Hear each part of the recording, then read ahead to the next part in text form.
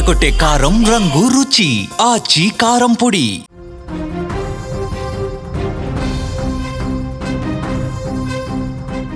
నెల్లూరు జిల్లాలో ఘోర విషాదం నెలకొంది. విద్యుద్ఘాతానికి గురై ఇద్దరు మృతి చెందారు. బైక్పై వెళ్తూ ఉండగా కరెంటు తీగ తాకింది. కంది చేను కాపాడుకోవడానికి కరెంటు తీగలు అక్కడ అమర్చినట్లుగా తెలుస్తుంది. నెల్లూరు జిల్లాలో ఒక ఘోర విషాదం చోటు చేసుకుంది. వరికుంటపాడు మండలం తూర్పు రొంపిదొండ్ల గ్రామంలో జరిగిన విద్యుత్ ప్రమాదం ఇద్దరు యువకుల ప్రాణాలను బలితీసుకుంది. ఏ తప్పు చేయని ఆ ఇద్దరు స్నేహితులు కేవలం దారి వెంబడి బైక్పై వెళ్తుండగా పొలం చుట్టూ అమర్చిన విద్యుత్ తీగలు తగిలి అక్కడికక్కడే మరణించారు.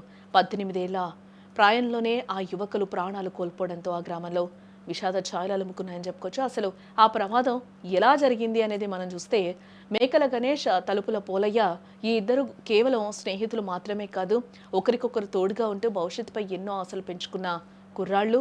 18 ఏళ్ళు అంటే లోకాన్ని ఇప్పుడిప్పుడే చూస్తున్న వయసు వీరిదే.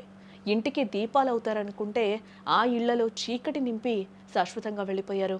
ఆ కళ్ళల్లో మెరిసిన కలలన్నీ ఆ కరెంటు తీగల సెగలో కాలిపోయాయి. కంది చేను కాపాడుకోవాలని కొందరు యజమానులు పెట్టిన ఆ విద్యుత్ తీగలు పశువుల కోసమో జంతువుల కోసమో కాదు, ఏకంగా మనుషుల ప్రాణాలనే తీసే యమపాశాలుగా మారాయి. రక్షణ కోసం పెట్టిన తీగే వారి ప్రాణాలకు శిక్షగా మారింది. బైక్పై సరదాగా వెళ్తున్న ఆ కుర్రాళ్లను కరెంటు తీగ తాకిన ఆ క్షణం కాలి బూడిదైపోయారు. బైక్ పూర్తిగా తగలిబడిపోతుంటే ఆ మంటల్లోని ఆ ఇద్దరు యువకులు సజీవ దహనమయ్యారు.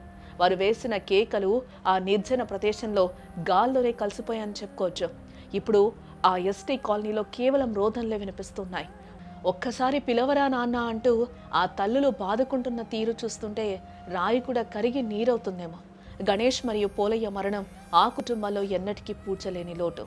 ఇలాంటి ప్రమాదాలు పునరావృతం కాకుండా చూడాల్సిన బాధ్యత అందరిపైన ఉంది. ప్రభుత్వం మరియు అధికారులు ఈ ఘటనపై స్పందించి బాధిత కుటుంబాలకు న్యాయం చేయాలని స్థానికులు కోరుతూ ఉన్నారు.